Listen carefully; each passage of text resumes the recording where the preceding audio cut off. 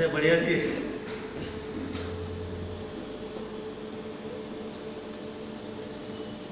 मुझे तो पता लगा कि तुम वहाँ बड़ी राय भी कर